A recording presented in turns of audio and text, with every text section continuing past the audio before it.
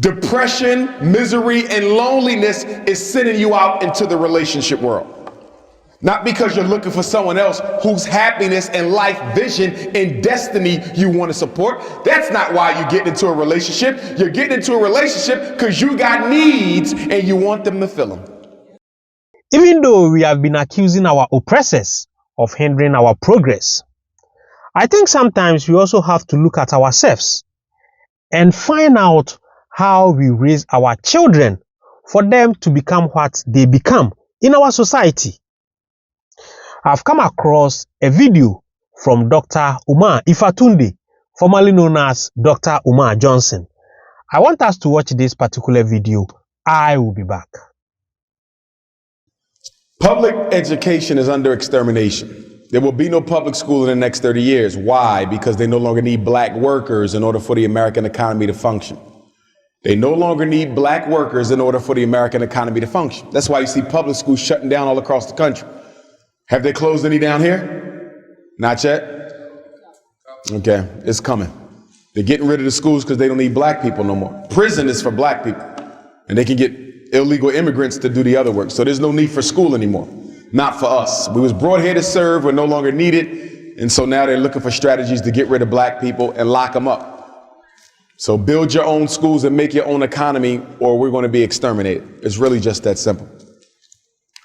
Now, relationships. Why do relationships fail? Number one, self-hatred. Too many black people are looking for other people to make them feel better. That's right. You're getting involved with a man, with a woman, not because you really enjoy their company or because you really enjoy the camaraderie you have. You're getting into relationships because you want them to do for you what you can't do for yourself, which is feel better.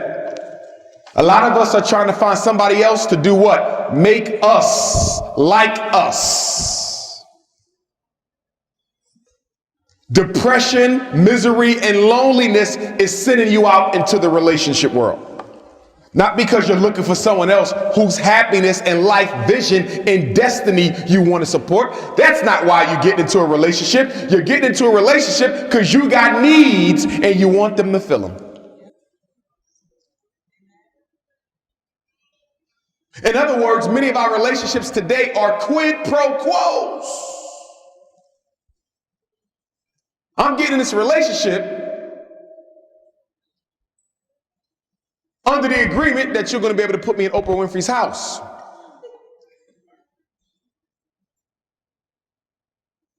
I'm getting in this relationship because you're a beautiful woman and I expect you to stay that way until you're an old woman. Quid pro quo. We don't come to relationships for honest, non-selfish reasons. Every reason we get into the relationship is selfish. Me, I. And if you got two people only worrying about themselves, the relationship must fail because it is a crisis in selfishness. Unhappy people coming together looking for happiness. How can two unhappy people make a healthy relationship? You coming with baggage, she coming with baggage. Kaboom. All of us, when we come into the world with what? Unmet needs. Everybody in here. When you're born from your mother and father, what do you have a need for? Love. A need for deep intimacy, trust, an ability to rely and have faith on somebody, reciprocity, the ability to exchange an equal give and take. Everybody in here, in order for you to have a healthy marriage, you must have had a healthy love affair with your mother and your father. That's right. A boy must have a love affair with his mother first. And he has one with his father. That's where he secures his manhood. The girl must have one with her mother first, and she has one with her father. If a boy hasn't had a love affair with his mother, it can be difficult to have one with other women. If a girl has never been loved adequately by her father and has never loved her father adequately, that can lead to hopeless romantic syndrome, ladies. What is hopeless romantic syndrome? We'll talk about it a little bit later when we talk about dysfunctional personalities, but the short version is a hopeless romantic woman is a woman who falls in love with every man she meets because she's looking for a father's validation. Every man becomes the objectified daddy. And then you cling to him. You smother him to the point where he leaves you. It reinforces the belief you had that no black men are good anyway. Look at the cycle. Look at the cycles, the self-perpetuating defeatist cycles. So the first thing I said is what? We have a need for love. If you got love from your mom and your dad, you're going to be good. But let's say Dr. Umar's mother didn't love him adequately. We didn't have a good intimacy. I really didn't have a good emotional attachment with my mother. How am I going to deal with that when I get older and start dating other women? I'm going to deal with it one or two ways. You either run away from it because you're scared of it because you never had it. You run away from it because you're scared of it, you never had it. Or you do what? You run to it, which means you overindulge to try to get the need met. So Dr. Umar never had a love affair with his mother. I get into a relationship with a black woman. I'm likely to do one or two things. I'm either going to try to make her love me, try to make this relationship go faster than what it needs to go because I have an unmet need I'm trying to get met through her. Are y'all following me? Or I'm going to do what? Soon when I start feeling that attachment, soon when I can tell we starting to fall in love, you know what I'm going to do? I'm going to split. I'm getting the hell out of Dodge because I'm afraid of this. Ladies, you ever date a man and you knew he loved you? He was into you. You knew he loved you. And one day he just disappeared. Had nothing to do with another woman. You're like, that man loved me. I know he did. Why did he leave? Because he ain't used to love. It's scary. He's afraid that if he lets you love him, you're going to hurt him like his mama did. Same thing go for women. You either run away from it or you run to it. So that's intimacy. What about trust? You got a woman who could never trust her father. Her father never kept his word. Every time he promised something, he never delivered. She get into a relationship. Guess what? She's going to do one or two things. Trust every man she meets on the first date. Here you go, boo. Here's the keys to my apartment. First date. Because you trying to force trust because you never had it. Or she going to do what? Put her guard up so high that she never trusts no man she dates. She's been married 30 years and still don't trust her husband. Some of y'all in this room right now, men and women, wondering why you keep repeating the same relationship pattern because you haven't figured out your psychological riddle. What didn't your parents give you that you keep trying to get from other adults? I keep attracting the same man. I just get these men and they come and they use me, Dr. Umar. They use me. Why? Because obviously you have a look on your face that says, use me. You have an energy that radiates to other men that let them know you feel needy. You need a man in order to feel like a woman. You will always be taken advantage of. And then you have reciprocity. What is reciprocity? That's dealing with give and take. If you grew up in a house where you was able to get your needs met, give and take is easy. But what if you grew up in a house where you couldn't eat if you wasn't on time? If you was 5 minutes late for dinner, your brothers and sisters ate it all up. If you didn't get down to that Christmas tree on time, somebody stole your gifts and sold them. No, this is real. People grow up in situations like this. I work with kids like this. Living in a house is a damn war. You want some soap to wash up with? Well, you better save that little piece and hide it under your mattress. When you grow up in those type of environments, you get into relationships and you keep on doing what? Repeating what you experienced. Now you're in a relationship with a good woman, good woman, good woman, good woman. She do everything for you. You don't do nothing for her. Why? Because you so paranoid that if you show her any sign that you care, she gonna use you. My premise of the talk tonight is that most of our adult relationships are doomed to failure from the unhealthy patterns we've seen in our houses growing up as children. The relationship was doomed to fail before y'all even got together because you didn't understand yourself and he didn't understand himself. And both of y'all looking for somebody to do what no other human can do, which is make you happy.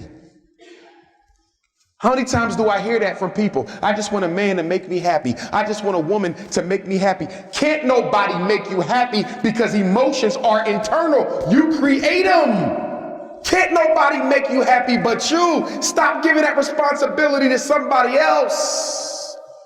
If you don't like you, how in the hell am I going to like you? Some of us can't stand ourselves, but don't understand why other people don't like us when you don't like yourself.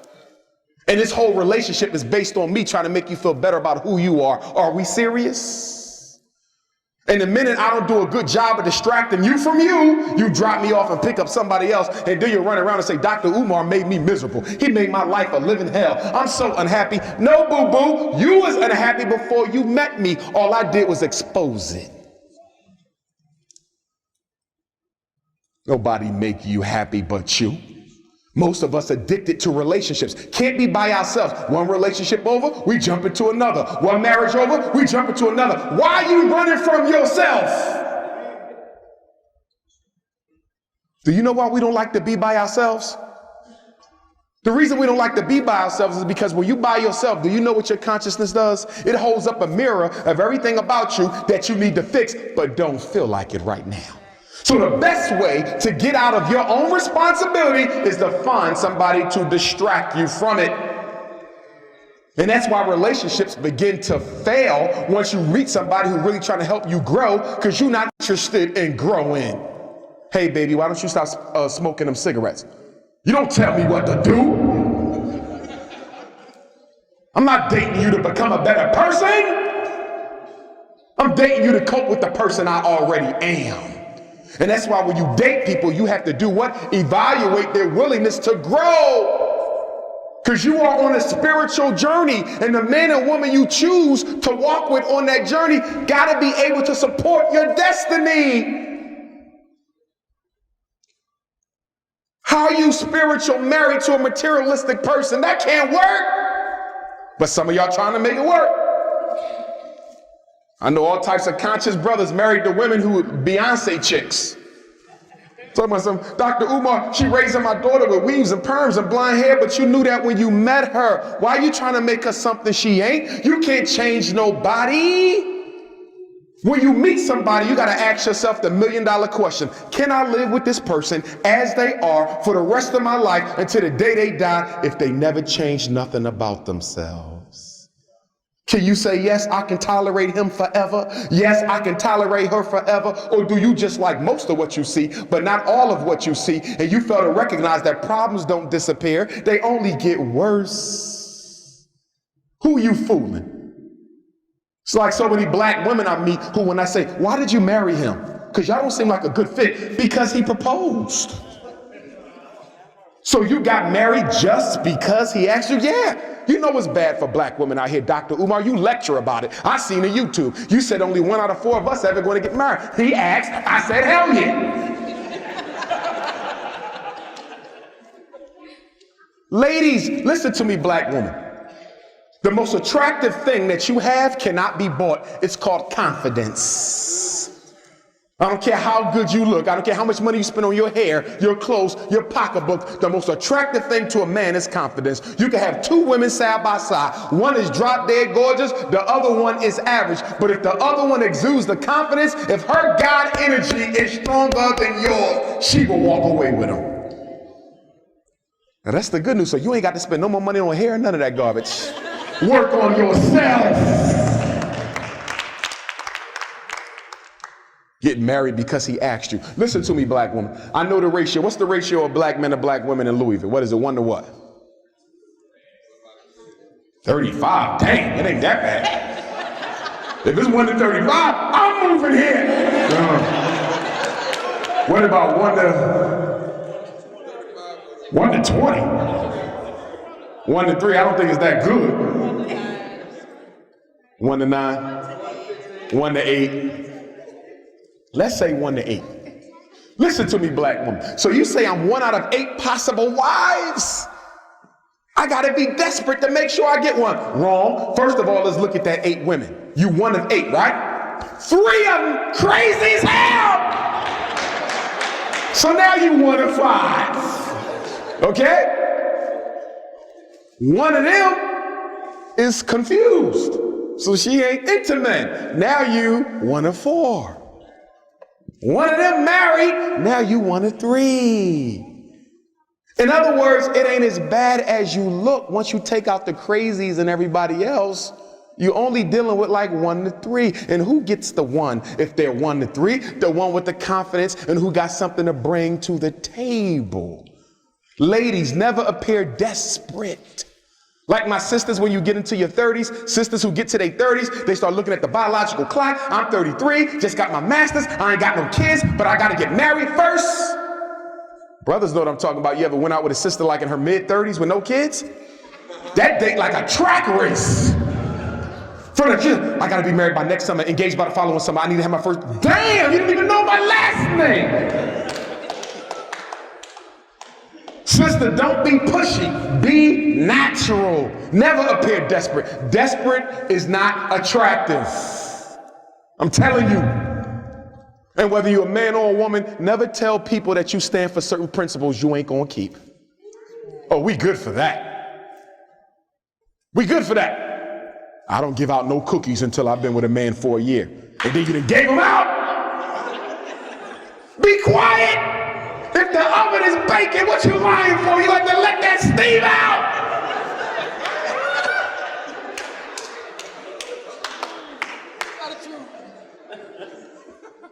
It's real. Brother say, yeah, I don't chase no woman. If a woman don't want me, I just let her go on. First time she don't answer her phone, you stalking her. Who you lying to? We got to be real. And then a lot of us get married for materialism. Oh, my wife is a lawyer. She make over $150,000. So that don't mean you're going to be happy. My husband is an engineer. He's the chief of his firm. And since when did money make people happy? Look at Hollywood. They crazy as hell. Don't no money make nobody happy. What's the 2 biggest factors of life happiness? Do you know what they are? You know what the 2 biggest factors of life happiness? It ain't got nothing to do with how good your wife look, how much money your husband will make. The 2 biggest factors of life happiness is, do you love what you do for a living? And do you love who you spending your life with? So you mean the fact that you working on your law degree ain't got nothing to do with how happy you're going to be? No, it might make your ass miserable when you're done. Do you like what you do? When you get up and go to work, do you like that? And if you don't like your job, do you have something you do after work that gives your life some meaning? And do you love who you spending your life with? Oh, I married her because she got pregnant. I grew up in the church. And now you're miserable. You got to choose your husband patiently. You got to choose your wife patiently. Love doesn't have to be rushed. It can wait. And we got to stop getting married just because we love people. That is not enough. Love is an emotion. It can change. Why did you marry her? I loved her. But y'all had nothing in common. See, you got to have values in common. Not surface stuff. I'm a psychologist, she's a psychologist. She Pan-African, I'm Pan-African. Her parents were married, my parents were married. It looks like we equally yoked. No, we not, because I like to spend money and she like to save it. I believe in God, she can't stand God. I want to have a big family with kids and be home all weekend with the kids, and she want to run the streets with her girlfriends. But y'all didn't talk about this before y'all got married? Because you got married for an emotion? Love goes up, love goes down, love can even disappear. So getting married for an emotion is nothing good. In fact, love, I don't even need that. Do you see what people do who love each other after they break up? I don't want none of that. They try to destroy each other's economic life, their destiny, keep the kids away from them, blow their cars up. Love. Y'all know what the hell I'm talking about. I don't want that. What I want is a sister's commitment and trust. We can build on that. If you're going into business, or are you going to go into business with somebody just because you love them? You want to open up a corner store. Or are you going to go into business with me, open up a corner store just because you love me? Does that got anything to do with your decision? Marriage is a business. Yes, there's feelings involved, but it's a business. And if you don't believe me, as soon as the marriage is over, all y'all talk about is the business. So So you got to make sure the business is right. Can this woman raise your kids if you die? Can that man raise your kids if you die? And the other thing, we always talk about being equally yoked. You know what we need to be equally yoked? We need to be equally yoked when it comes to self-esteem. It's amazing how to hear people talk about the ideal mate, your ideal partner, but the ideal man you describing, the ideal woman you describing got a self-esteem through the roof and yours is through the ground. A woman with low self-esteem will never end up with a man with high self-esteem, honey. You are your problem. Your magnet is attracting more of the same. All I attract is weed head and dope addicts because your self-esteem magnet, boo, is only pulling that to you. Your ideal mate might be up there, but you don't think the world of yourself. So if you don't think the world of yourself, how are you going to pull a partner who thinks the world of himself? Like attracts like. Brother with low self-esteem, sister with high self-esteem, all he can do for her is be her personal slave and assistant. You ever see people never want to be around a partner they with?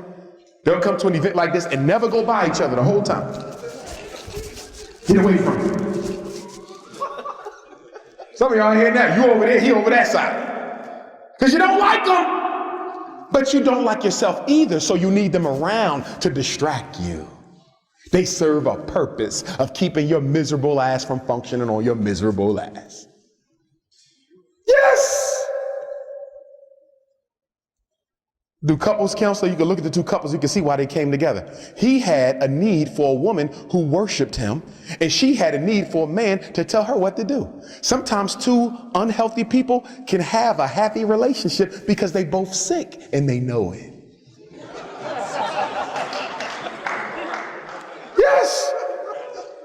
Yes. And then we got to talk about post-traumatic relationship disorder. This is important. I made this up. This is my word. Don't steal it. It's mine. Do you know what post-traumatic relationship disorder is? This is after you get out of one relationship, you don't take time to heal yourself, and you go run into another one. Hallelujah. Who's guilty of that? Show of hands. Oh, y'all actually put your hands up. Okay, bless you. No, it happens to all of us, right? Post-traumatic relationship disorder. I was in love with her. We lived together for 4-5 years. We broke up last week, and I'm already out at the club trying to find a new queen this week. That woman is a rebound. Why am I not taking time to heal? If you was with somebody that closely, that means y'all spirits became one. Y'all was a unit. So if y'all breaking up, them spirits got to detach. That takes some time. Now you say, how long does it take to get over one relationship before I start looking for another person? That's a very personal question, but at least a season. If you've been married 30 years, this might take you a few years. You live with that man for 2 years, sister, it might take you 6 months to get over that because y'all was attached. You just don't move on. And then people say dumb stuff like, there's no better way to get over an old person than to find you a new one. Wrong. Having a new person only distracts you from the fact that you're still in love with them. Fellas, you ever date a woman and she ain't seen her baby dad for 10 years because he was locked up, and then all of a sudden he got out and y'all went to a Dr. Umar lecture and he was there? And you could feel her oven just heating up, and she ready to cook a cookie. You're like, man, this woman's still in love with that dude. Yes, because she never resolved that. All she did was moved on to you. Ladies, the same thing happened with y'all. He ain't done with her. Out of sight ain't out of mind, because once they come back, they're going to pick right up where they left off. Talking about you over them. No, you just ain't had the opportunity to see if you were still attached. You need time. And women, you need more time than men because you internal. You are the receiver. I'm not talking about liquid. I'm talking about spirit. I'm talking about spirit. When you lay with a man, his energy goes into you. Not physical, spiritual. Sister say, well, I'm a polyandrous. I got 4 husbands. Really? So you got the energies of 4 sick-ass brothers swimming in your womb, and you wonder why you so miserable. You ain't made like that. You are not made to be the receiver of multiple masculine energies, especially these sick kind of masculine energies we got. And that's why so many sisters are mentally unhealthy, because you playing in the game. You cannot win. You're not built to play around like that. Oh, I could love a man and lay with a man and get up and keep on going. I don't know what you're talking about. No, that's called denial. Emotional suppression. That's what that is, black woman. And black men too, we need a healing period also. Because when you don't heal and you suffer from post-traumatic relationship disorder, still being in love with the other person, you start mistreating the new person. You start projecting on them stuff they didn't even do yet because of what the last person did, because you still traumatized. Get over yourself. You need time. Spiritual evolution is about solitude.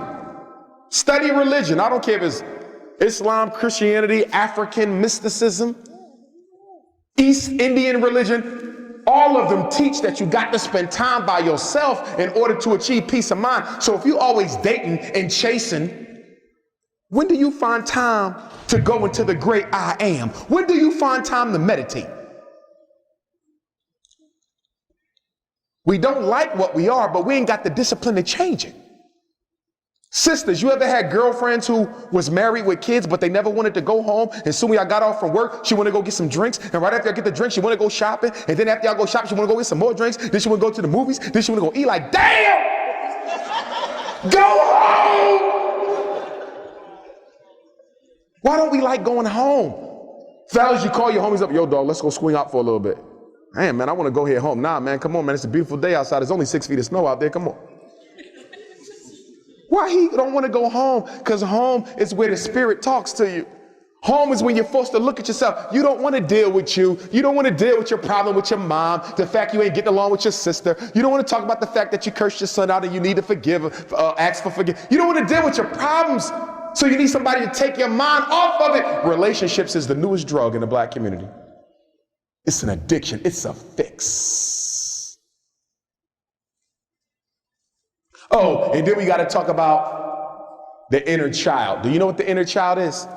Everybody sitting here today listening to me has a little person inside of them. The person you were from birth to age 12. That little kid still lives in you. Ladies, you got your little girl. Fellas, we got our little boys. These are the kids who suffer those unmet needs of love, trust, reciprocity. And they normally stay asleep. They don't bother you until they see something they think might help them get their needs met. Ladies, let me give you an example, ladies. You have an unmet need for attention from your father. One day you at the Dr. Umar lecture, you meet a handsome brother. I mean, he is fine. Now the adult woman in you says what? I am a woman. I'm not going to sleep with this guy the first date. We're going to date, boom, but I'm a woman. But the little girl say, hell no! He look good. You get that. And so you're trying to listen to your adult mind. No, I'm not going to do that. I don't care what you want. I never had a handsome man. You hit that. And then what happens, ladies? You let the little girl and you dictate your behavior. You do something you shouldn't have done. And then the next morning you mad and angry at yourself. How could I do that? Because you let a child run your damn life. That's why. And then we got to talk about blending the unblendable. You got kids, I got kids. Before you settle down with him, before you settle down with her, y'all got to make sure y'all agree on how to raise those blended families. Look, I'm all about education. I can never marry a woman who don't really take school seriously. My daughters are going to do their homework, and if they don't do it right, they're going to do it over. But your son don't even have to do this. Are y'all following me? My son do something wrong, he gonna get a consequence. Your son do something wrong, it's all right. That can't work. You can't have two laws in the same kingdom. But how many of us don't pay attention to how each of us parent our kids? Most of us don't study our potential husband or wife parenting skills to see if you can live with that. It's no way in hell I can live with an undisciplined child. It's no way I can live with a child who doesn't value education. So if you can't live with a child who doesn't value education, why did you marry a husband who didn't? Them kids might didn't bring y'all together, but they can surely tear y'all apart. All they got to do is go tell grandmom and grandpop on you. Yeah, grandma, brother Umar hit me. And then grandma run off, you let that man hit on my grandson. Ain't gonna talk about the fact he was about to punch her in the face and I had to pull him back. You got to get your kids in order. Women, when you ain't have a man, what do? You elevate your oldest son to man of the house status. When you're about to bring a man in that house, you got to put him back in his place. Because some of y'all sons will be walking around, I need to talk to him. 8 years old, I need to talk to him.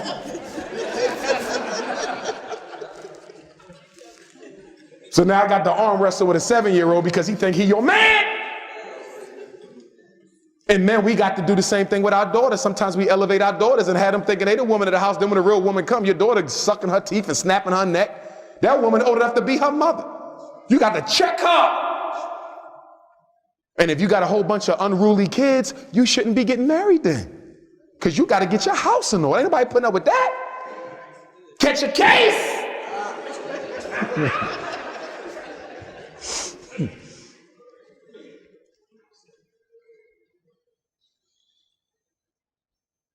And then you marry somebody with addictions? Addictions. You're going to marry somebody with a cigarette addiction? You want to marry somebody who's only going to be around for 20 years of the marriage? I don't understand. You marry somebody with a marijuana addiction? And fellas, you need to watch that marijuana, especially the young guys. You know what that does? I did a whole research paper on the effects of THC, the chemical active, the psychochemical of marijuana. You know what that does? It slows your blood down. You know what slow blood does when it's time to be intimate with your woman, man? You can't get intimate because the blood is moving slow. The blood is high. So now you can't perform. And she got cookies to bake and you can't bake them!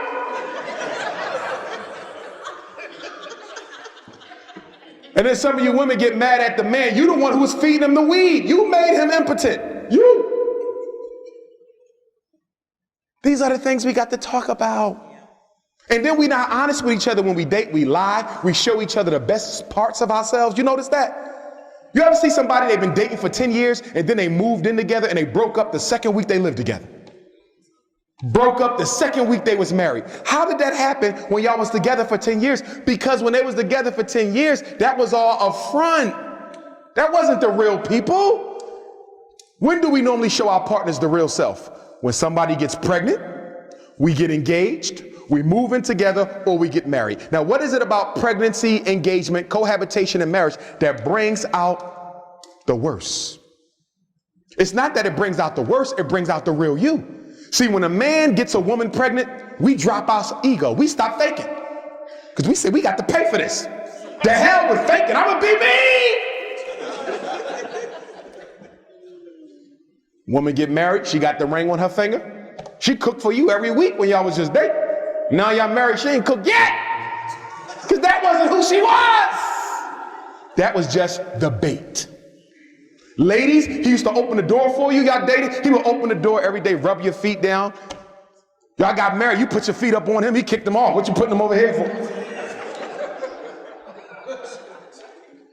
Because we got this tendency, once we get into the relationship, we think we can quit. Now, I done wifed you now. I ain't got to do none of that no more. I'm your wife. I don't need to cook no more. But woman, if you don't cook, ain't nothing wrong with a woman who don't cook as long as that matches up with the husband's perception of what the woman's role is. See, we got to talk about gender balance. Ladies, what do you expect a man to do in the house? And did you communicate that with your fiance? Fellas, what did you expect your woman to do? And did you communicate that? Some women don't want to raise their kids. Can we be honest? So if you're a black man coming from a traditional family where the women raise the kids and you dealing with this new jack queen, she ain't raising no babies. She come home from the hospital, she give you a box of Pampers and 2 cans of Isomil. I holler. And now you look at her like, wait a minute, these your kids. You say, but she never told you she was going to be home with them kids. Stop making assumptions and start asking people. Like I tell women all the time, I get a lot of emails from women about this homosexual thing. How do you know if your man is this? How do you know if your man is that? Well, having never been, I can't say. But I tell you what I do know and what I've noticed. If you're not sure about your man's orientation, you need to get familiar with his friends. You hear me, ladies? Because your man might not show signs. His best friend may not show signs. So what you got to do is you got to invite all 10 of his homies over for a Super Bowl party. Oh, I love him! And then I want you to stare at him. And the first one whose eyes get big, and if he shaved his eyebrows off, get out the house! Get out the house! Get!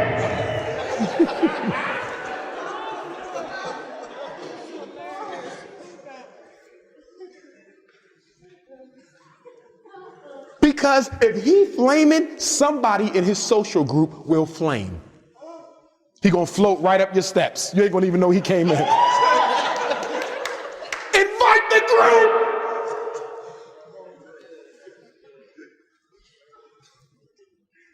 And if he ever accidentally puts your underclothing on, right? I'm sorry, baby, I thought these was my boxers. Ah! Your boxers don't have a seat in them.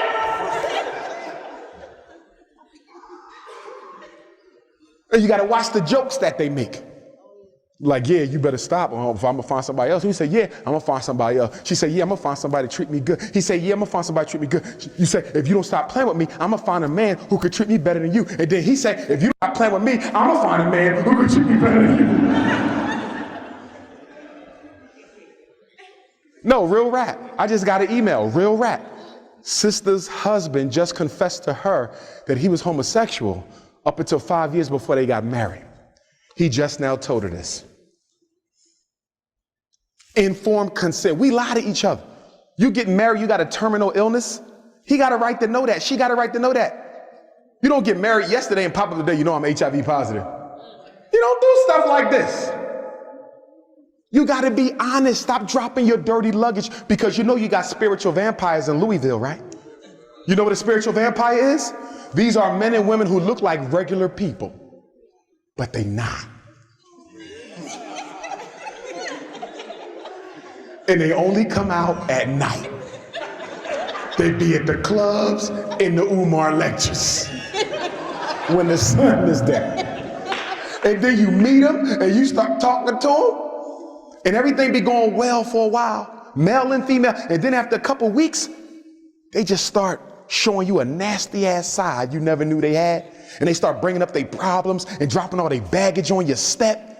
You go over their house, the house get dark even if it's light outside. Then they start growing teeth and they suck your spiritual energy. You never dated nobody where every time you was around them, you felt drained? You like, damn, every time I come around you, I took my multivitamins and everything, but every time I come around you drain me. And then your friends be looking at you like, girl, you don't look good. You like, you done had 3 birthdays since last week. Because you're dating a spiritual vampire. Fellas, same thing with fellas. You got that woman, she always complaining. She just zapping your energy. You came home happy, baby, I got a raise today. I didn't. Don't you get caught with no spiritual vampire. But some of us like that. Some of us think we were brought here by God to fix other people's problems. A glutton for punishment. Raise your hand. Who in here like to fix other people? You ain't even fixed your damn self yet. But you would have fixed. Stop it. That's not your job. That's a person who don't think they worthy of happiness. So they're always dating people who make them unhappy. Fix yourself. You cannot change nobody. If he couldn't change himself, how you going to change him, sister? That's crazy. These are the things that we need to be thinking about. And if you don't feel like dating one person at a time, then say that. Women are very uncomfortable about saying that, and I understand why. Fellas are uncomfortable about saying it, and I know why, because you know if you say that, you might not get no cookies. So you lie too, and then after you get a cookie, then you want to be honest after the cookie. Well, you know I see more than one woman. You should have told her that up front. You got more than one woman? If that's your thing, you ain't wrong for that, but she got a right to choose whether she want to be part of a polygamous arrangement. You got brothers married to one woman, he just show up with the next wife one night. This your co-wife, honey. Damn, 10 months pregnant? You don't just drop it off on no sister like that. And don't forget, you got sexually transmitted diseases off the wazoo. Gonorrhea, chlamydia, AIDS, herpes. You don't get rid of herpes? Y'all better be careful out here. Elders too. I just met an elder brother, man. He got herpes, man. Had nothing his whole life. Got with some woman, got herpes. You got to protect yourself out here. Crabs? You too damn old to be getting crabs. That's 16, 17. How you 39 with life? You grown. I'm a grown person. These are the things you got to talk. Some people don't like washing up every day. No, this is real. I got an email from a sister about her husband. She said, Dr. Umar, he only washes up twice a week. And I asked him why. He said, because he don't really see a need to waste that water. Y'all laughing? This is real rap. I got an email from a brother 2 months ago. No, this is real. I'm gonna do a whole book on my email questions. Brother said, Dr. Umar, my wife has a certain perfume that is not pleasing. This is real. I'm not making this up. He said, what should I do? Excuse you, tell her. Do you want everybody in the neighborhood to smell her? You tell her. Well, I don't know how to tell her. Be direct. You need some incense.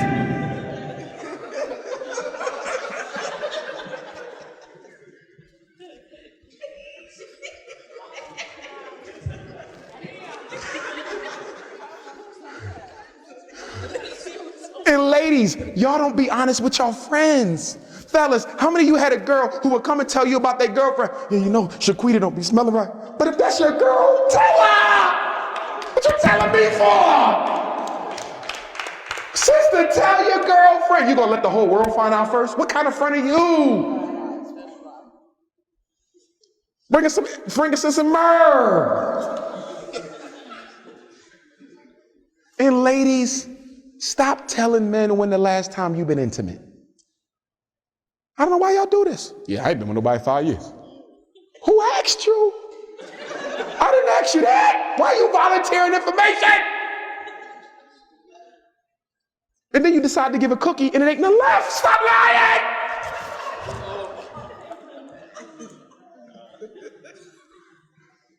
$5 years, really?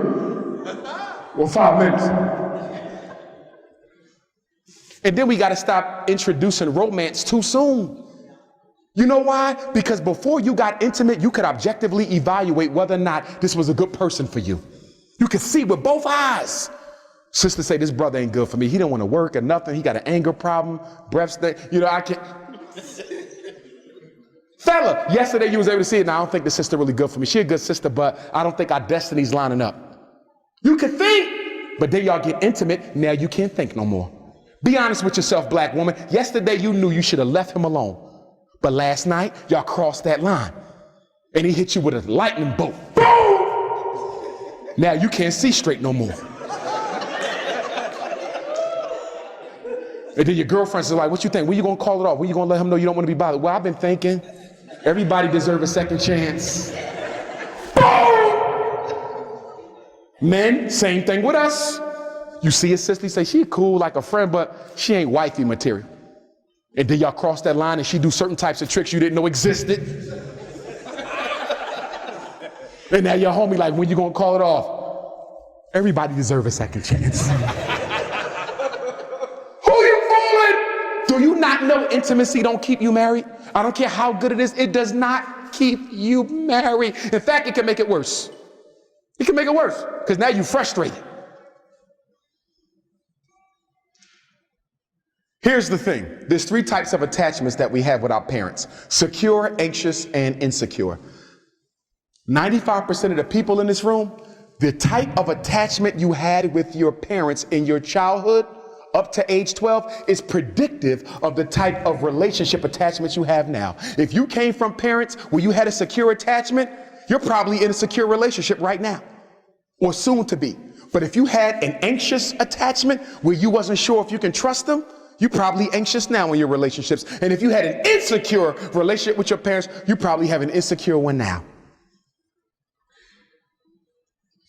Go back into your childhood and fix out yourself. We don't want to go back into that history. No, we could talk about King Tut all night. But soon we start talking about what went on in that house. We don't want to talk about that because it hurts. But that's the only way you can get to heaven is by going through your personal hell. Nobody gets to peace of mind until you go through your garbage.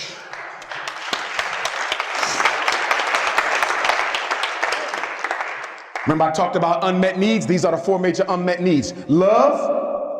If you never got love, you will either what? Be emotional unavailable, afraid to let somebody love you, or you will be emotionally dependent, falling in love with everybody you meet. Security and attachment, you're either going to be physically unavailable or you're going to smother your partner to death. Show of hands, who dates somebody who smothers the hell out of you? You need an oxygen tank when you wake up. You got to link yourself up because they don't want to get the hell away from you. Can I go to the store by myself, please? See, some of y'all can't raise your hand because the smotherer is right next to you looking at you with a... I wish you would raise your hand. I'll cut you. You're like, damn, I can't get away with my homies. Why she always gotta come? I can't go out with my girlfriends. Why he always gotta come? He's a smotherer because he never had that secure attachment, so he got to follow you around everywhere you go like an overgrown baby. Why are you putting up with that? Oh, you don't want to be alone, so you'll put up with anybody you're not happy with because you don't like yourself more than you don't like that relationship. And then we got people who got trust issues, so they never trust you or trust you on the first date. Here go my social security number in case you need it. Begging to be used. And then the 4th type, reciprocity. These people who never had healthy give and take in childhood home will either become stingy as hell or they will use you to death. Ladies, you ever date a man? You did everything for that man. His birthday came around. You bought him a nice birthday cake, took care of his kids. Your birthday came around and you got an e-card. E-card. You spent $300 on him and you got an e-card. And some of y'all laughing because you're guilty.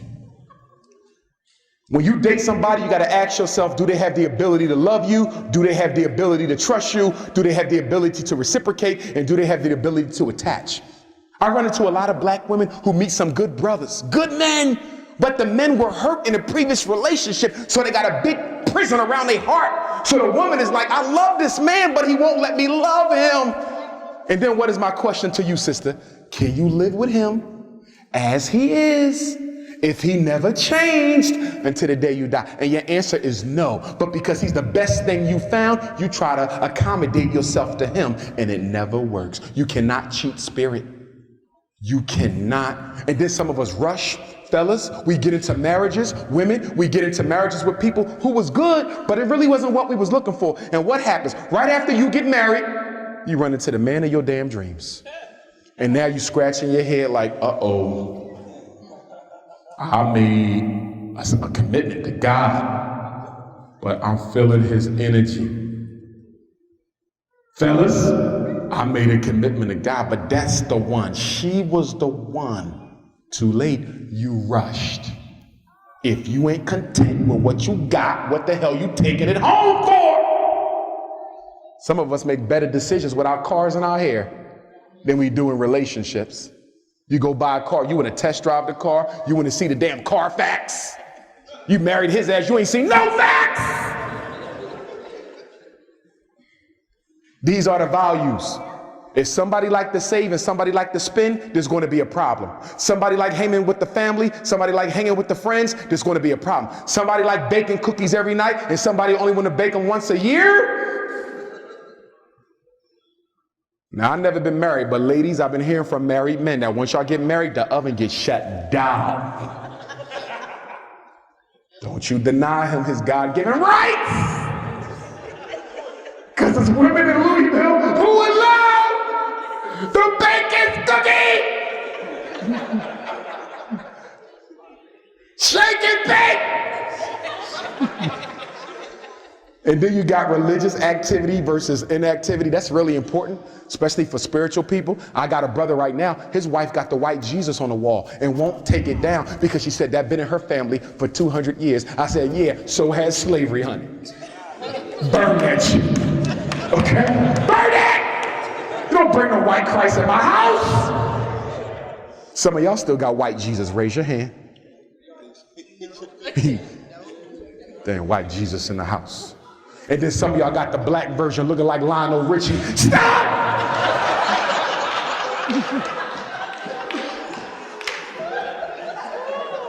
Extended family versus nuclear family.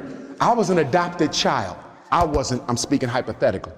I was an adopted child. My wife comes from a big family. I'm only used to being me and my foster mom. She got aunts and 20 uncles and cousins, and they always over our damn house, and her mom be up there with her toes on my couch. We gonna have a problem because I thought when we got married, it would just be us and the kids. I didn't know you was bringing all them. Y'all gotta talk about that. If you come from a really small family and you marrying somebody with a big family, y'all got to have that conversation. Because they might have an open door policy. Because in the African culture, there's no nuclear. The whole family is immediate. You feel me? So every day you come home, there's a different relative sleeping on the couch.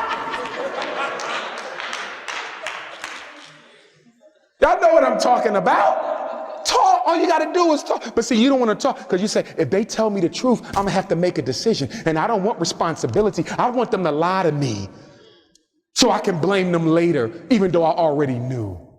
See how we like to play games? And then you have traditional versus non-traditional gender roles. Brothers, I already said it. Some women don't cook. Women, some men do not change the flat tire. Some of y'all married to these bougie dudes with no dirt under the fingernail. Okay, get his eyebrows arched every Friday.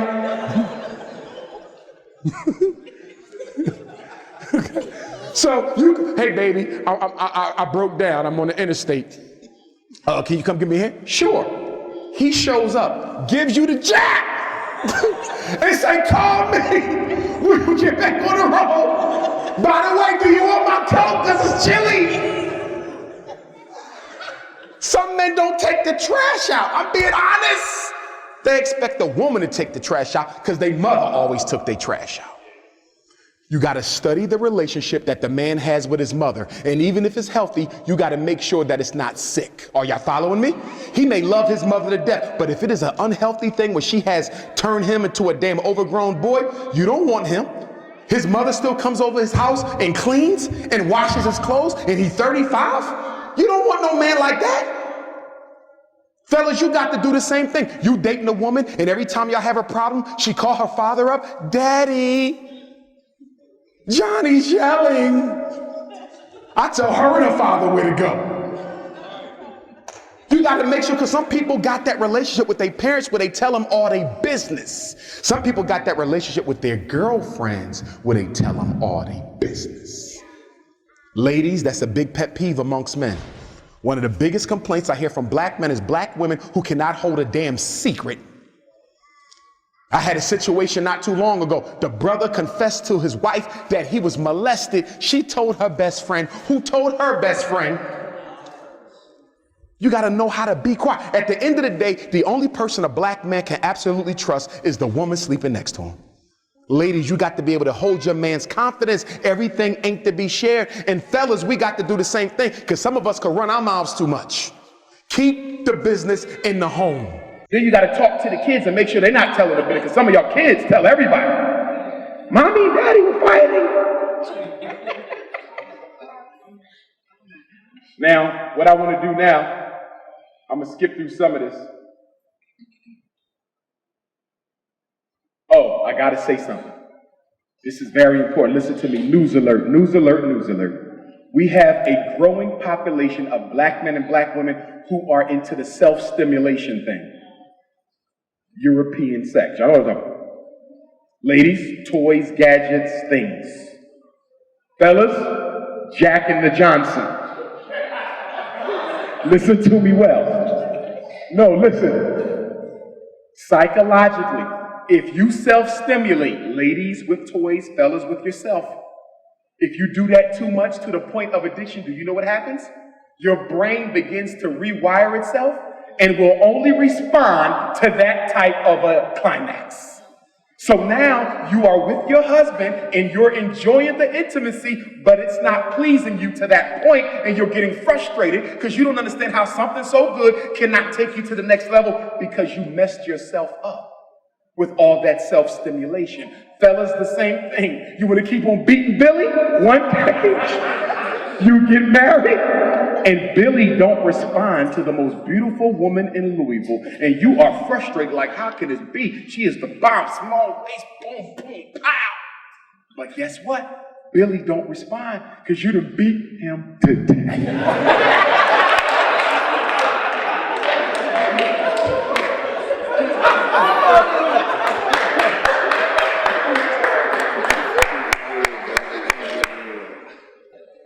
Ladies, if you dating a man, back to the earlier question, how do I know if my man is sexually confused? You dating a man and he prefers non-traditional activities?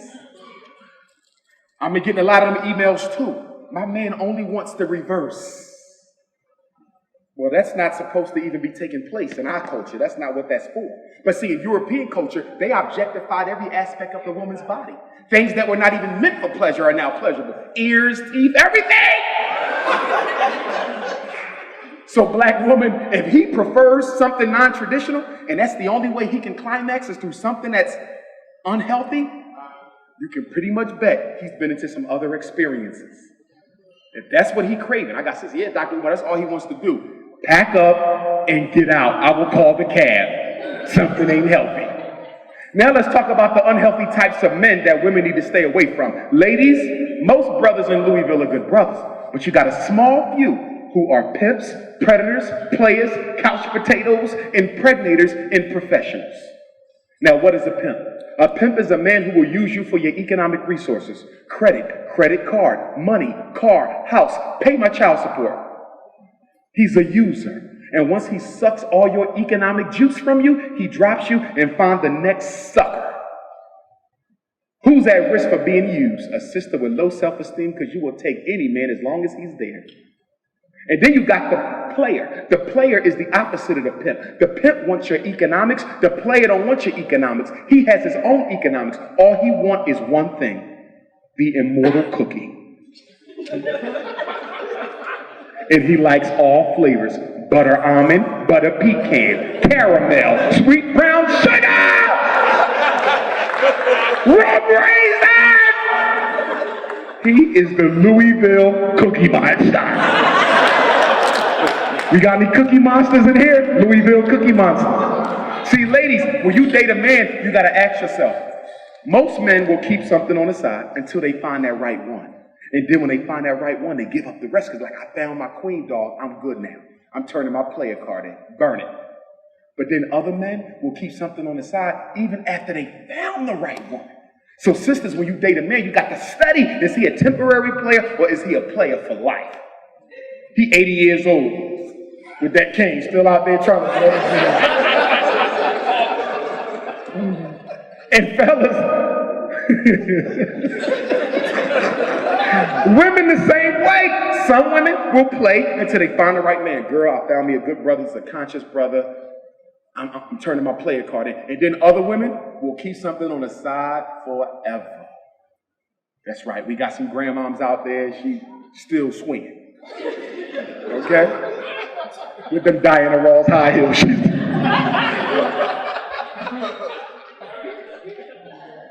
And then we got the predator. The predator is the most dangerous man, black woman. Do you know who he is? Domestic violence. This is the man who knows how to make you feel like a queen until he separates you from your family and all your friends.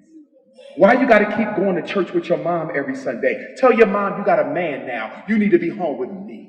Why you got to go out with your girlfriends every weekend? Tell them you got a man now. You should be home with me. He make you feel guilty about having relationships. And then once he gets you to yourself, he starts what? Verbally attacking you. Why don't you find something to do?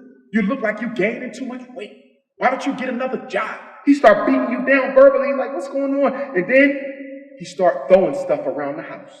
Knocking stuff down. Girl, smacking stuff down. One day you come home and there's holes in the wall, and you're like, why is my house got all these holes? Was there a drive-by? No, I was practicing. And then one day, that infamous smack comes. Black woman, I'm going to tell you, as a brother and as a psychologist, if he hits you once, he will hit you again. Because the tendency to hit a woman is not something you just think of in the moment. It is a seed that's been planted in the subconscious. He probably grew up in a house where that's where the men in the family control their women. He probably grew up in a house where the mother got beat. That is an intergenerational sickness. And you got to know when to pack the bags. But some of y'all make excuses. This is my husband. And I took an oath before the Lord. Do you think the Lord wanted you to get your head bashed in? We have kids together. I don't want to take my kids from their father. Oh, really? So if you stay in that relationship and he ends up killing you and then he goes to jail, the kids will be in foster care because you didn't know how to walk away from an unhappy situation. Well, look at this big house he brought me. He take care of me. Look at the car I drive. Oh, so materialism is more important than your health. Oh, you want your son to see his mother getting beat up, so when he grow up, he could beat his woman up. Is that what we're doing? No, you want your daughter to see her mom getting beat up, so when she grows up, she'll accept domestic abuse. Ladies, get out of the situation. If you don't want to get a divorce, make him get family therapy and personal therapy. But he got a problem. And it ain't your problem. And too many black women are suffering in silence because they don't want to turn their baby daddies in, because in most states, domestic violence is a felony. He already got one strike. You don't want to give him a second. And you don't want to look your kids in the face and say, I'm the reason your daddy doing 10 years. So I understand, black woman. I'm not going to tell you to call the cops, but you got to get the hell out of that situation. Most black women in America who are killed by the men who's supposed to love them. Y'all got to know when enough is enough. Y'all see these stories. He shot his girlfriend and shot himself. That ain't just white folks no more. Black folks crazy too now. Some of y'all see writing on the wall, but y'all don't want to read it. You went out with him on the first date and you knew something was wrong. Because he never blunked. He said, baby, we at the restaurant, the wind blowing, and he just keeps staring at me. And you went out again with him anyway, because you was lonely.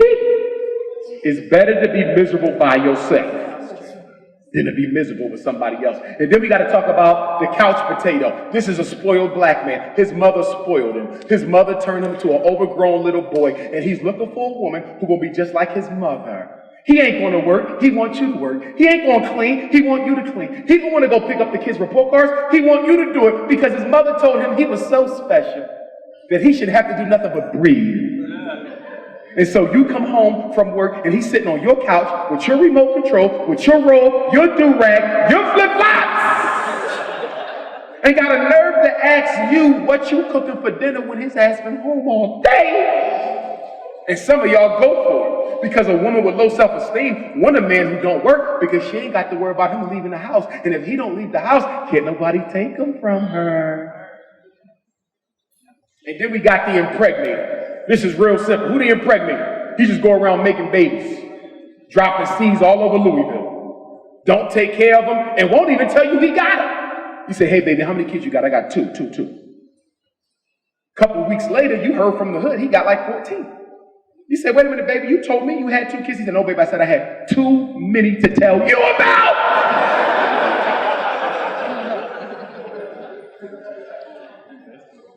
And then you got the professional. Who's the professional? This is the black man who wants you to think he got more going on for himself than he actually does. I do security for Puff Daddy in New York. How the hell you get to Brooklyn from Louisville every day? Stop lying. Be yourself. And if I'm going to talk about the fellas, I got to talk about you too, ladies. You better stop. Because you got no eyebrows. Fellas, these are the types of women you need to look out for. High maintenance, hopeless romantic, Miss Hot in the Pants, the healer, the homicidal heartthrob, and the home wrecker. Now, fellas, look at the women in the audience. Look how they get like, oh my God, am I up there? Oh my God, girl, are you up there? I think that's you right there. You know who high maintenance is? This is the woman who's all about ducats and money. She used to be a good woman, but she got used so much she became just like the men who used her. She the type of sister, I say, how you doing, sister? I'm Dr. Umar. I don't know what kind of doctor you are, but what are you driving? And how much do you make? I'm not into the Marcus Garvey thing, so that don't impress me. I didn't see the dashikis. I don't care to wear them. So that's how she will use you. And who's a sucker for a high maintenance woman? A low self-esteem brother giving his paycheck over to a woman because she just looks so good. I want to pay her to be with me. And then we got the hopeless romantic. Who is this? The woman who falls in love with every man she meets on the first date. No cookies either. No cookies been cooked. Y'all went to McDonald's. Small fry, 2 cheeseburgers. Caramel sundae, and a bobblehead doll. McDonald's, number 2. You dropped her off, you on the way home, and you getting text messages. I knew you were him. I know I sound crazy right now, but I can tell when God chose somebody for me. Because I deal with spirit, and my grandma dealt with spirit, and my mama dealt with spirit. And she said that I was going to marry a man with 6 letters in his first name. Excuse me, baby, my name is Mark. You're Mark Jr. 6 letters. And fellas, let me tell you something. If you deal with a hopeless romantic, a woman who falls in love with every man she meets, you got to be careful. Because if you take a cookie from her, that will be the last cookie you ever bake in your life. Because she's going to become a stalker. The hopeless romantic women are the stalkers. Oh, I don't give you no cookie and you act like you don't know me no more. Oh, really now? You're going to Dr. Umar's lecture? Let me shake my eyebrows off and make sure I'm over there in time. She's at your job. She's stalking you at the neighborhood bar. She calling your mom up. You scared to go home from work. You pull up your block real slow. Hopeless romantic. You take a cookie from me, you will keep it forever. Sisters, raise your hand. Where my hopeless romantic sisters in here? You ain't letting nobody go. You's a baby. You keep your hand down a little bit. And then next we got Miss Hot in the Pants. That only take 2 seconds to talk about. Cookies is baking. They not done yet, but she giving them out anyway. Butter almond. Dark chocolate. Wait, they not done. I don't care.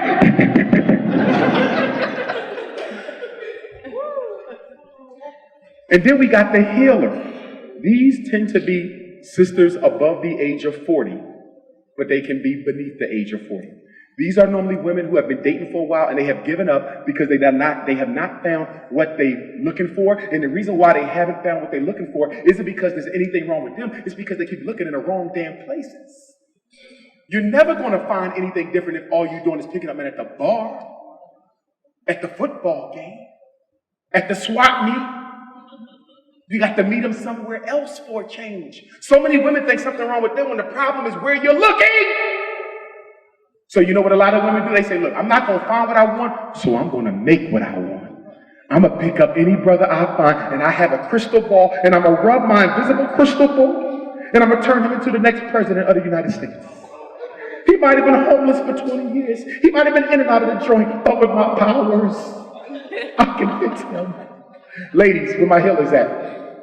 Then your son come home, mommy, why is Mr. Johnny in your bed? Baby, Mr. Johnny fell on hard times. I didn't ask you that. Why is he in this house? Because I feel sorry for Mr. Johnny. Do you know Mr. Johnny used to be President Obama's assistant? Mama, Mr. Johnny older than President Obama. Ladies, you cannot change a man. Stop thinking you can change a man. I'm going to stop him from doing this. I'm going to make him do... No! Decide whether you can live with what you found or walk away. Stop trying to be a healer. Your crystal ball doesn't work. Especially my elder sisters. Elder sisters are good for trying to be a healer. You can't change nobody. You dating a man, he's 75, he's still wearing an Allen Iverson jersey with cornrows in his head at 75. And now he got a bald spot so the cornrow don't go all the way back. It's stopping, then you got to start it again.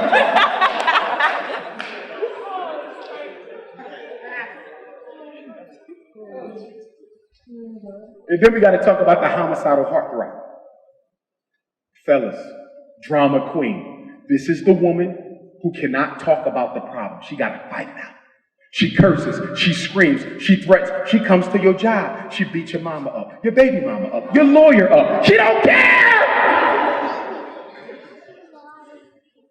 She thugged out. And you knew she was thugged out because on the first date, something about her just didn't make sense. She only had one eyebrow.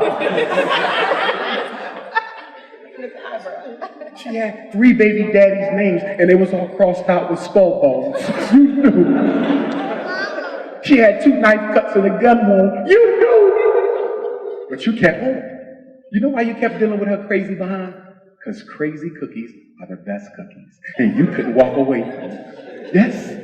And then you say, well, I'm going to get a restraining order on you. I'm going to get a restraining order on you because I told you to stop disrespecting me. And she say a restraining order? I will use that for blunt paper if you don't get that out my face. You know how many of those I done had? I get 3 a year and you punk ass bring me a restraining order. She got your wife scared. Your wife. Honey, can you, your wife a bourgeois chick with a doctor.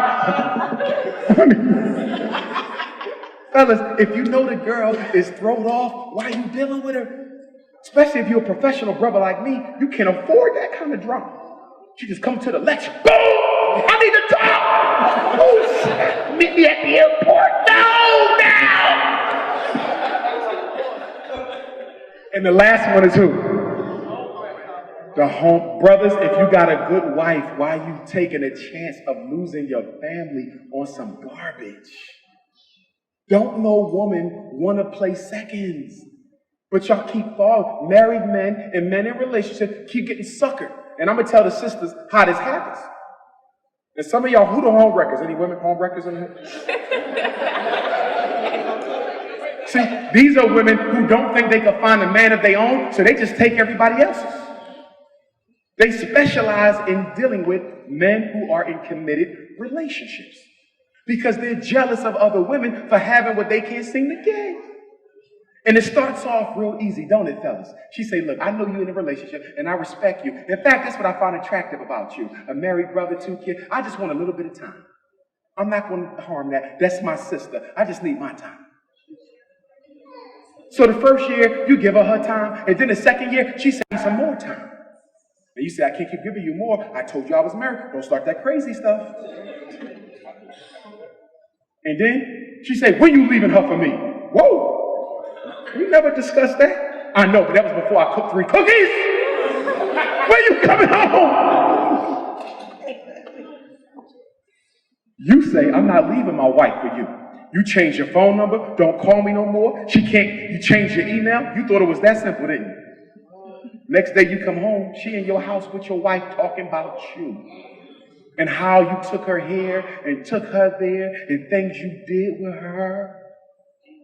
And all your bags is packed. And your son in the hallway looking at you like you are the dumbest father. Fellas, the woman is only going to tell you she don't mind being a side woman so she could get a foothold in. But once she get the foothold in, she's going to kick the door open. And if you try to shut the door, she's going to do what? She's going to blackmail you. You can never win dealing with a woman because she's jealous of the fact that your wife got a husband. She ain't going to stop. What black woman you know is going to settle for being the secret? Black women talk too much to be a secret. And they don't like each other on top of it. Your wife look 50 times better than her. She got one eye, and you think she ain't gonna tell nobody.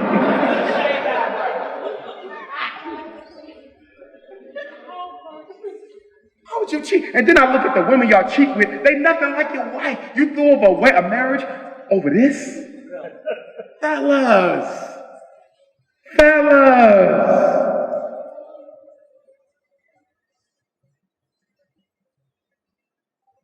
Now we come to the last slide, and we're going to wrap it up.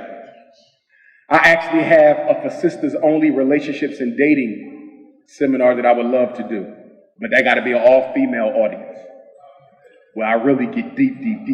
I teach you some stuff, sisters, to look out for. But the brothers can't beat it because I want to sell out the fraternity. You feel me? Personality disorders. These are real. We diagnose them in therapy. These are real. These are not made up. According to the scientific research, a person with a personality disorder has the least chance of getting married and staying married. So as I go through these personality disorders, I ask you, are you married to somebody with a personality disorder? Are you about to get married to somebody with a personality disorder? Are you the one with the personality disorder? Y'all ready? These are real. Pay attention. Dependent personality disorder. This is a man or a woman who don't feel like they can stand on their own 2 feet. They're like an overgrown child who always needs somebody with them. They need you to go with them when they go to the store. They need you to go with them when they go to the doctors. They need you to go with them to pick up a report card. They can't do nothing by themselves. They are dependent on you to walk them through life. You ever felt smothered in a relationship? If you've ever felt smothered in a relationship, you probably was dealing with a man or a woman who had a dependent personality disorder. They never grew the hell up. These are real, and they cannot be fixed. A person with one of these will have them for the rest of their life. And where do these come from? Your family of origin, your childhood, who you were by the age of 12. The next one, schizoid. These are people who don't like to be touched. They don't want to hold hands in public. Don't get too close to me. After y'all get intimate, he gets up and go in his own room and lock the door. He don't want to hold you through the night. No, I need my space. You ever date somebody like that? Don't get too close to me. You only my wife. These are real people. Spiritual vampires waiting for you tonight at the club. What club we going to tonight? I'm going clubbing in Louisville. Where? I don't club. No, I can't go there. I heard drive by. Next. Borderline personality disorder. Fellas, you ever deal with a woman who you couldn't tell whether she was happy or sad? Y'all driving, at this stoplight she happy. Y'all talking, Dr. Umar was funny. And then the next light she crying, I don't want to live! You're like, damn, what happened? We just went from the block, damn it, one block! A person with borderline is normally women. It can be men, but it's normally a female disorder. These are people who cannot regulate their emotions at all. They go from happy to sad in 2 seconds. It's very close to bipolar, but it's not bipolar, but they're very similar. And let's deal with bipolar, because that's not a personality disorder, but some of y'all got that. Bipolar is manic depressive. That's somebody who goes from motivated and excited to sad and I don't want to live anymore. If you're dealing with somebody who's bipolar, you're going to be a nervous damn wreck because you cannot predict what they're going to do. Then you have obsessive compulsive personality. Fellas, you ever date a woman? So when you walk in her house, take them shoes up to the closet. You sit on her couch, sit on the plastic. You go get some water, you left water in the sink, wipe it out with the napkins. You ain't allowed to do nothing in her house but stand. Ladies, if you have OCD, you cannot keep a man. No man can be with a woman who is constantly complaining about how unperfect things are. Men can be OCD, but it's mostly women. You are possessive about perfection. You see one piece of dirt on the floor and you go off. This is somebody who thinks they're going to catch the flu, so they wash their hands every 5 minutes, and now their hands is bleeding. And you like, baby, your hands is bleeding. No, baby, the flu's going around. You better wash yours until they bleed. No eyebrows. You better wash it.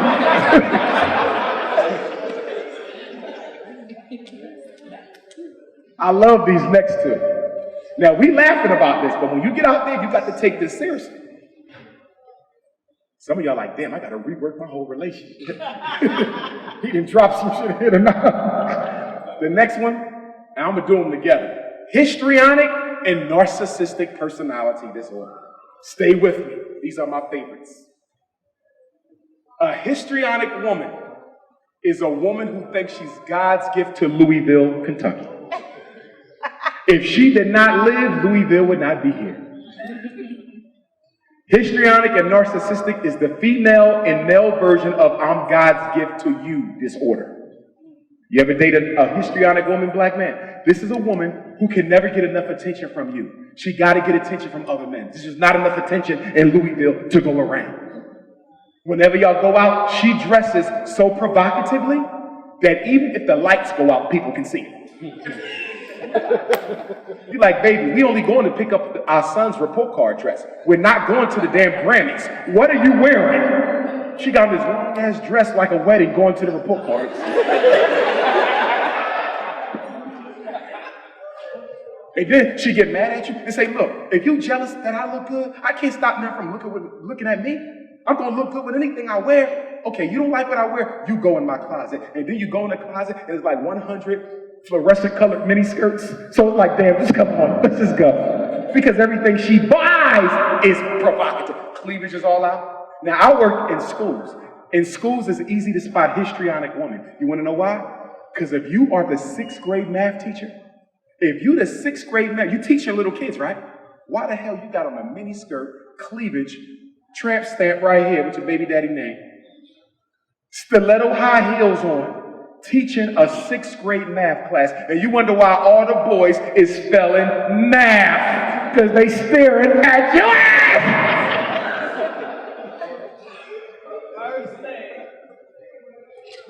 And the thing about it, teachers could dress how they want, because most union rules, you cannot give the teachers a dress code. Did y'all know that? That's why they can dress just like the students, because in most unions, the teachers do not have a dress code. So if they want to wear a mini skirt, they can wear a mini skirt. If they want their baby daddy tattoo sticking out, they can do that too. That's right. Now, the sick thing about it is, why does a 35-year-old teacher want to entice 13-year-old boys? Okay? And sometimes fellas do it. They'll want to entice 13-year-old girls and come to class with them tight muscle shirts on. He don't know it's played out. He thought it was cute. And then you got narcissistic. Ladies, you ever date a man who thought he was God's gift to Louisville? He don't want to hear no complaints. Excuse me, quiet. You lucky I'm with your ass. Do you know how many women in Louisville want to be with me? I might be. I'm just doing charity right now with you. You complain one time, and I'm going to drop you. You better start respecting my gangster. Better yet, I tell you what you do. You go down the street to Louisville High School, and I want you to look in that trophy cabinet, and when you see that state championship for football in 1978, I want you to know I was the starting quarterback.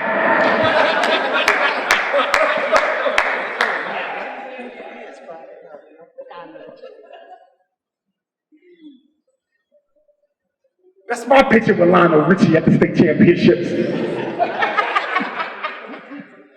And you like, you played out ass dude.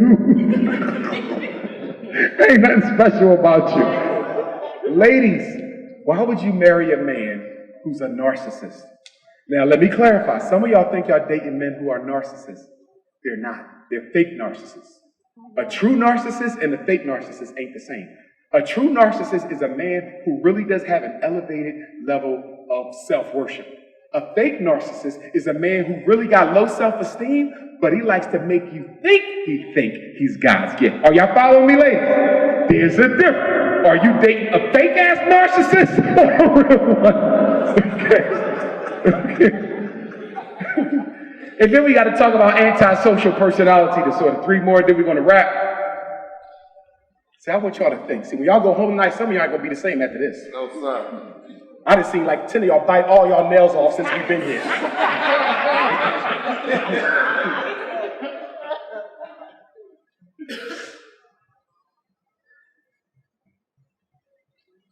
Antisocial is a black man or black woman who don't like people. They don't like people. This is normally men, but it can be women. Ladies, you ever date a man who nobody in your family liked him? None of your girlfriends liked him. You're losing family because nobody likes him. You cannot take them to a baby shower because there will be a fight. You cannot take him to a birthday party. You can't take him to the family reunion because he's too disrespectful. Your uncles will jump him. He goes to the family reunion, your grandmom see him. You know how grandma, hey baby, you look like you thirsty.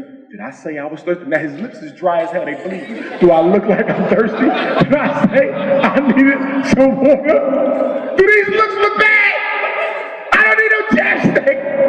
I was the starting quarterback.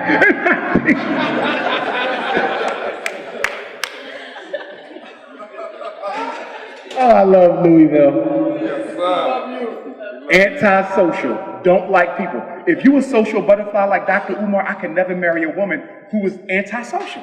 I like to be around people. I'm at lectures, and then she's sitting over there looking at all the women in the audience like, stop looking at my man. Stop looking at my, this is a damn lecture. What you expect them to do? Get out! No, it's hard dating when you're in the public eye, I'm telling you. Because women can't take all the other women. It's like everywhere you go, yeah, she asked you 3 questions. She didn't need 3 questions. She only needed 1. Would you sit down? Did you win any championships?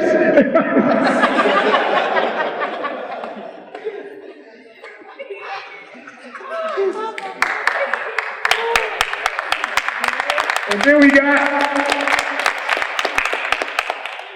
depressive personality disorder. Oh my God. Have you ever dated or was married to somebody who is always sad for no damn reason? You come home, you had a good day. Hey baby, what is it? Damn. You take them to their favorite, they like Beyonce. You take your woman to the Beyonce concert. Everybody dancing.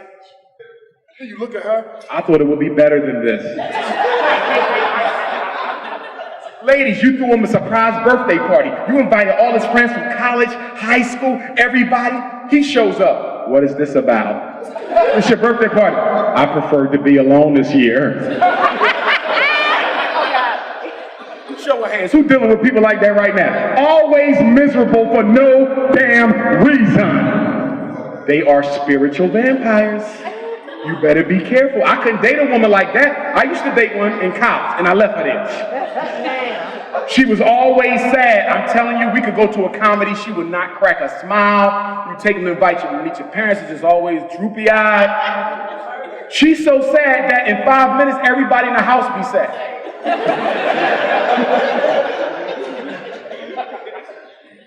And then we got the last one. Oh, my goodness. And then I'm going to say one thing on polygamy, and then we'll end it up. Schizotypical. Some people are born weirdos.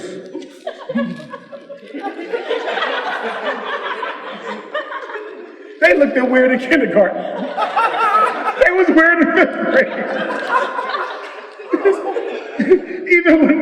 even when they won the state championship.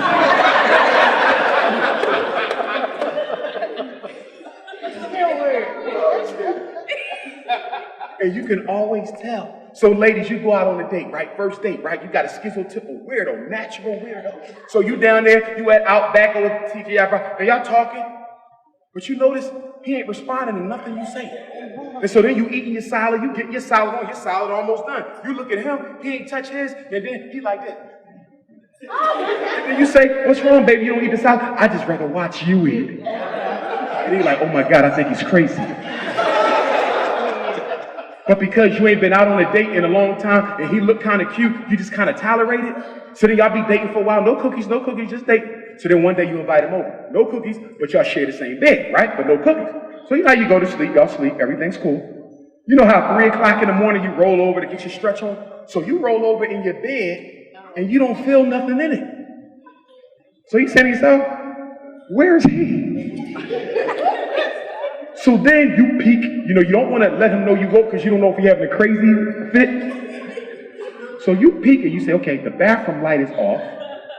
Then you peek in the hallway and you say, okay, the hallway light is off too.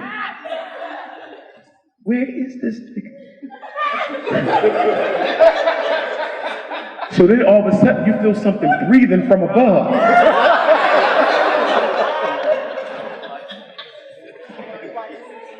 but you scared to look.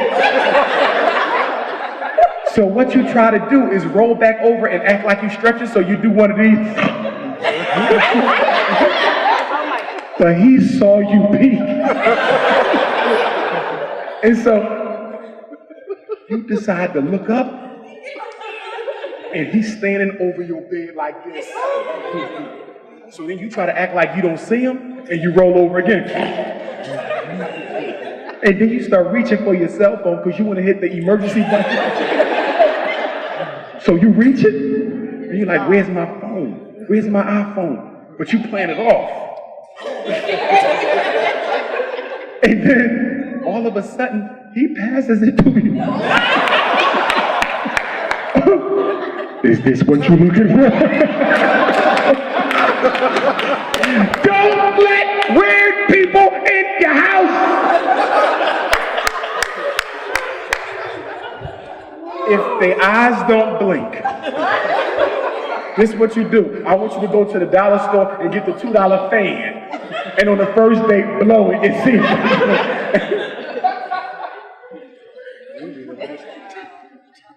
Last word on polygamy.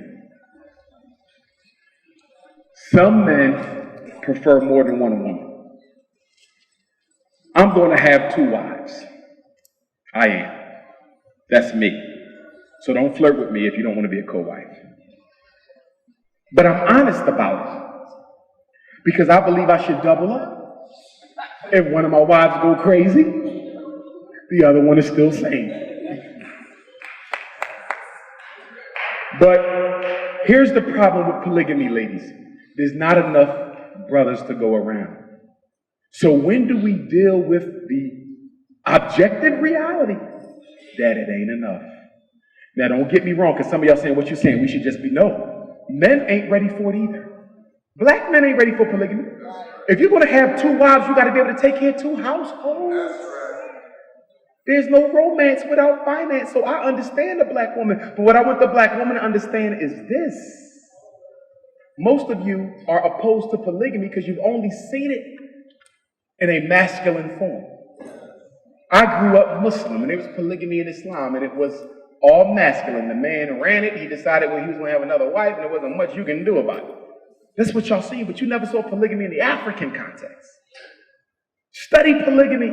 In the African context, it was the elder women, the queen mothers, who created polygamy because they wanted every woman to not be without a man. Because they knew that if we had some women with men and some women without men, the women without would start sharing with the women who have them, and you will have chaos. And that's what you got in Louisville now. Holy chaos. Let me tell you what I'm talking about. A woman goes out with her man. She comes to a Dr. Umar lecture. What's the first thing a black woman do with her husband? She scans the crowd for competition.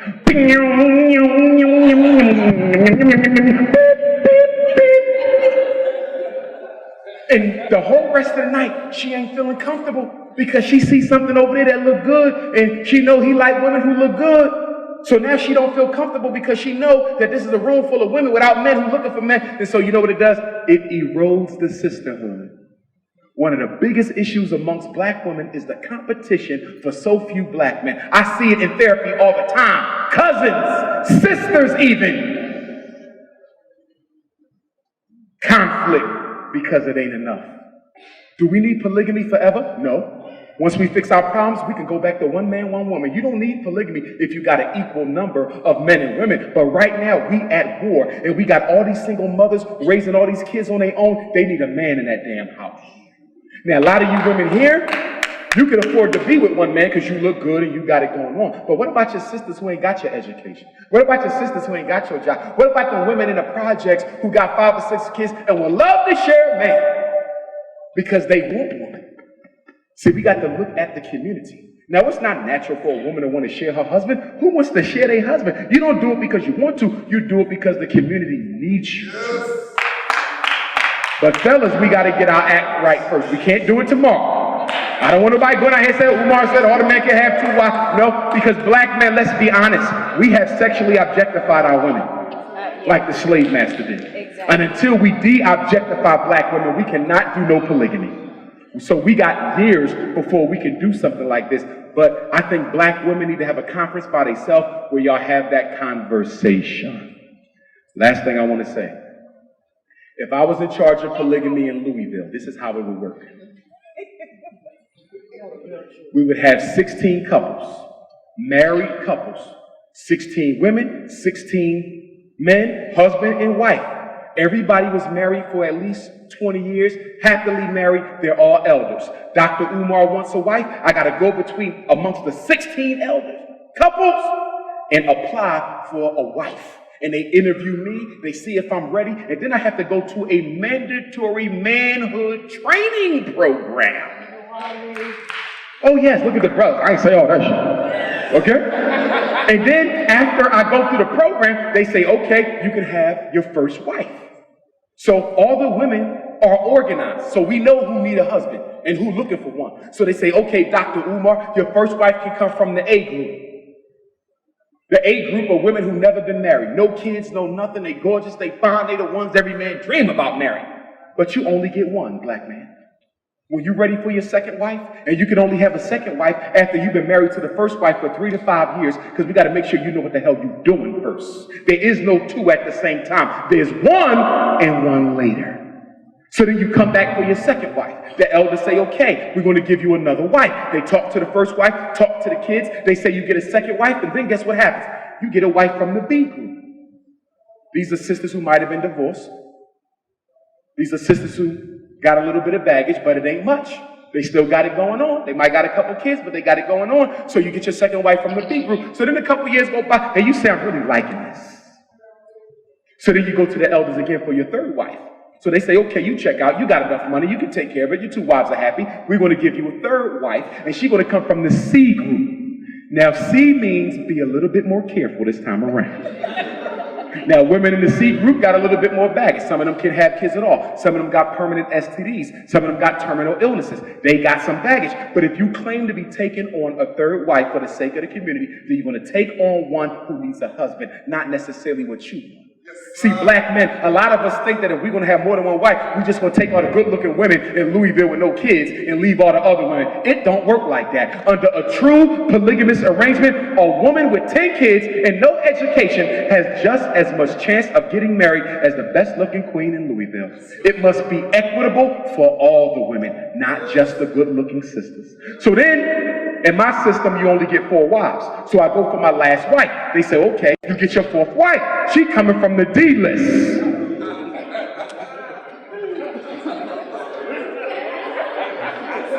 Do you know what D stand for? Dangerous. Now, who's in the D list? These sisters, they got a little bit more back. Some of them did hard time for shooting it. She might got 2 or 3 strikes. She might have shot her baby dad by accident. She ain't know it was him coming in. Okay? She might got a little bit of Adderall, some Ritalin, some Zoloft. She got a little prescription. She might see things once in a while. Okay? But that's your 4th wife. Now, fellas, before you criticize the 4th wife, think about it. She got a record. She know how to rumble. So guess what? Anytime you got beat, she got you. In fact, your 4th wife is going to keep the other 3 in line. Hold tight. She come in the house. Boom! My husband told you to have them kids clean. He told you to have the food. And he told you to pay the bills. So this is what I'm going to do because I feel myself about to snap. I'm gonna walk to the store and get me 2 Lucy's. And by the time I come back, you better have it right or I'm gonna bust a cap. She the best wife you got. You got beef? Dr. Umar, I'm having a lecture, right? Y'all don't want to stand in line for me to sign the books? She gonna handle it. Ain't no books getting signed until I see a line from my man. And then she take off that ski mask and you see one eye. And you know she not playing with you. You running late, you coming home late, you just got a phone call. Somebody jumped your son at the school. 10 guys is beating your son down. You call your wife, you all on the other side of town. Baby, I'm on my way, but I know you close. Can you just go by there and try to grab John up? They said he getting beat up. Baby, stay put. I'm your wife.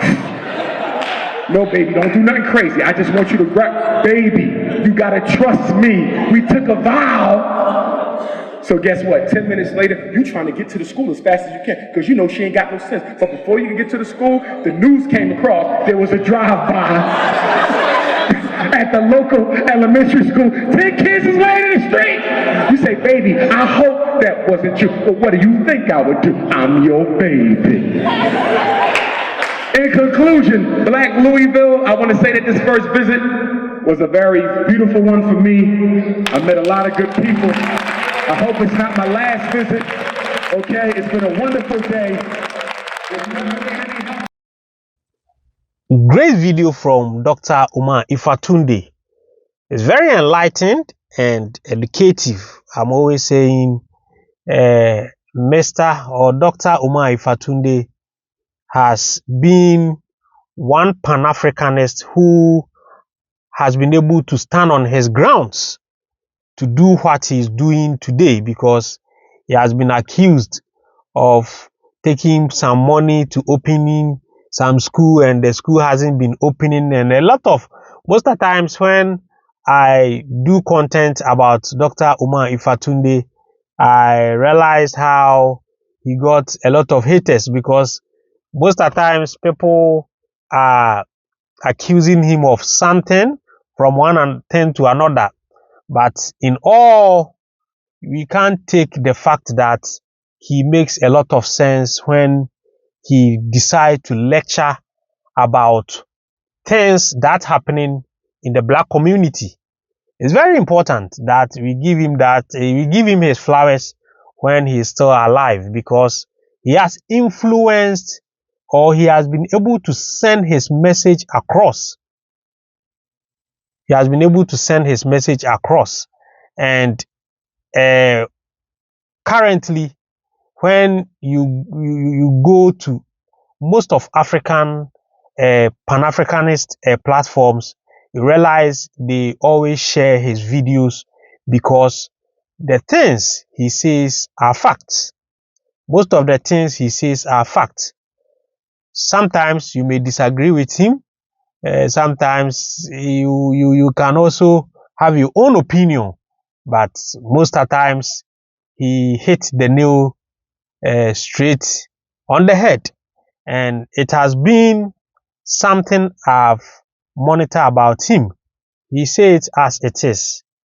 Our community, our society, the Black society or Black community, we also need to address issues that are affecting us.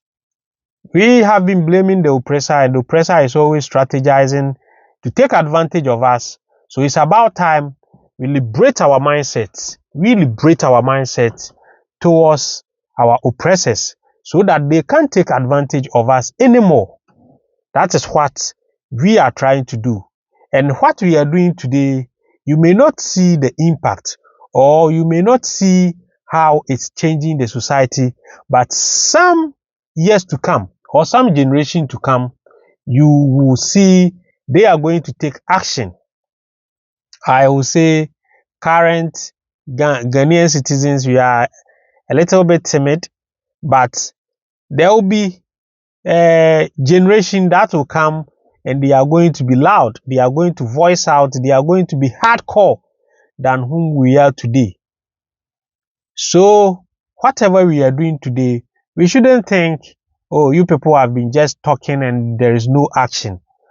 We have every time and the purpose, and every time and what happens at that time.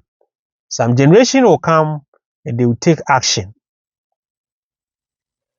Please, if today is your first time coming to this channel, then don't forget to subscribe to this channel and turn on the notification button so that anytime I upload any great content, you will be notified. I'm always your guy, De-Graft Amoako. Thanks for watching.